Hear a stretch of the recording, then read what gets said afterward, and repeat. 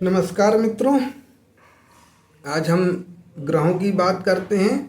शनि के मार्गी होने की हम बात करते हैं आपके मिथुन राशि के लिए। तो क्या इसका प्रभाव रहेगा? तो दोस्तों, शनि अभी तक वक्री चाल से चल रहे थे, मकर राशि में वक्री थे, तो अब वो कुंभ राशि में आपके मार्गी होने जा रहे हैं। तो दोस्तों, शनिदेव आपके देखा जाए तो अष्टम और नवम भाव के स्वामी होते हैं। तो अष्टम भाव को तो रुकावटों का भाव कहा जाता है।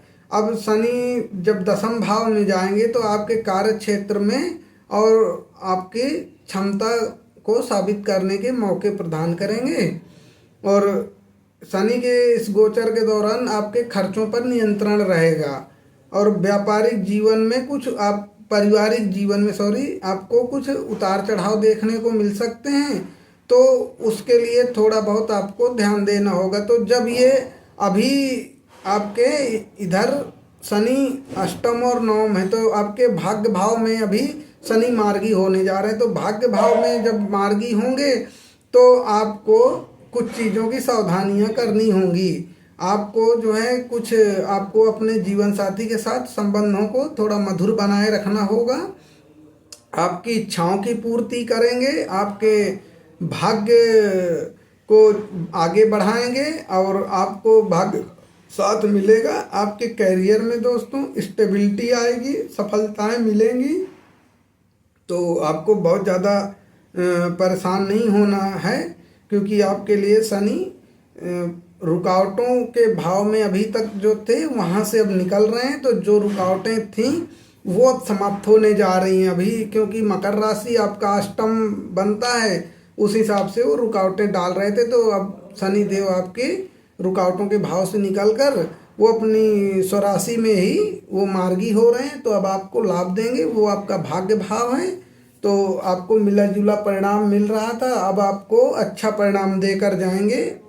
तो अब आपकी समस्याएं खत्म कर रहे हैं धीरे धीरे।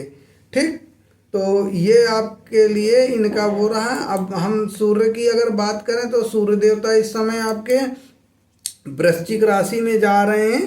तो वृश्चिक राशि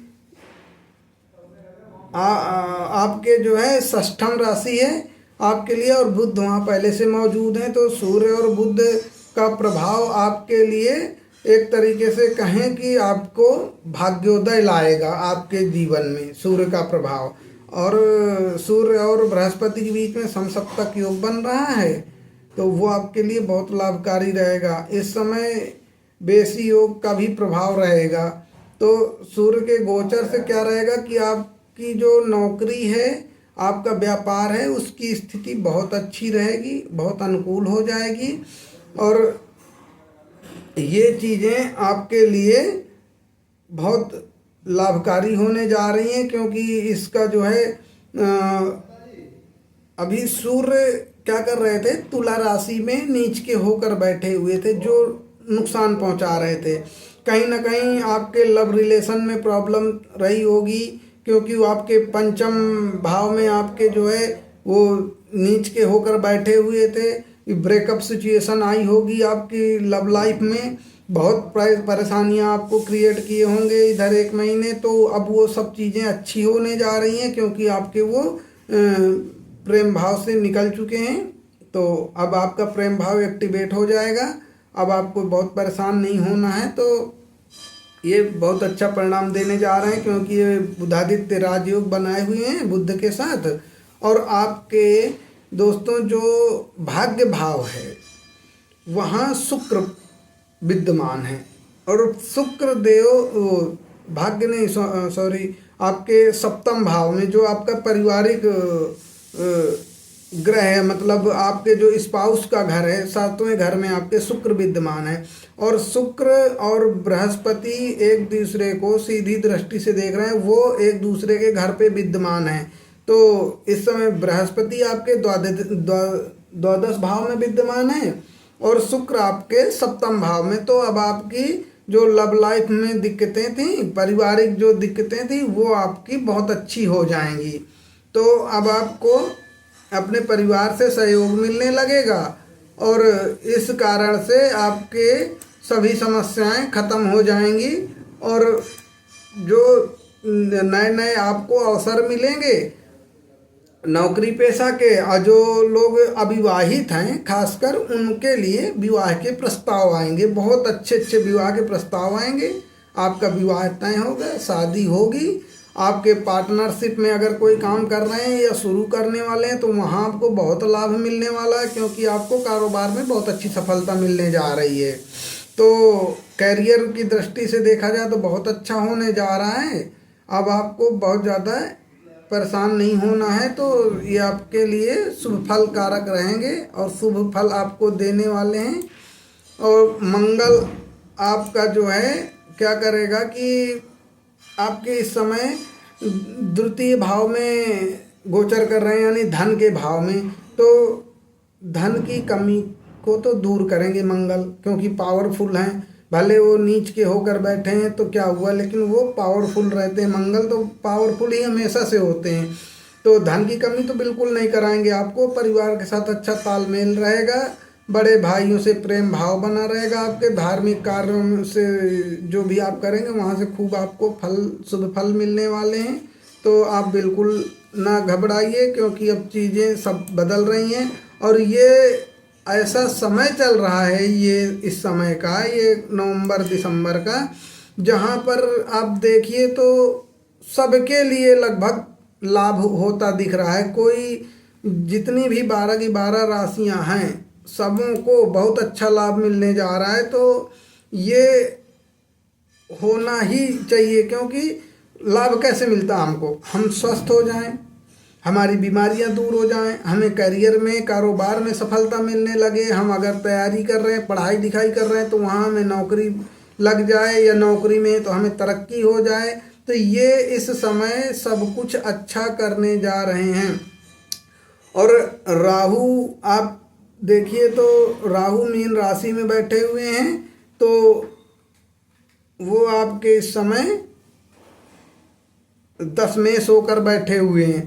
तो दशमेश होकर बैठने से क्या है कि वो आपको अच्छा परिणाम दे रहे हैं, क्योंकि अगर आप मेहनत करेंगे, पराक्रम करेंगे, तो आपके धन को बहुत बढ़ाएंगे, आपको आमदनी बहुत कराएंगे, आपको पराक्रम कराएंगे, तो आपको सफलताएं देंगे। क्योंकि राहु को तो मायावी ग्रह कहा जाता है, देने में आ जाए तो बहुत देता है, इतना देता है कि आप संभाल नहीं पाओ, लेने में आ जाए तो सबे ले जाता है। तो इस समय मीन राशि में हैं और आपके लिए हानि नहीं करेंगे।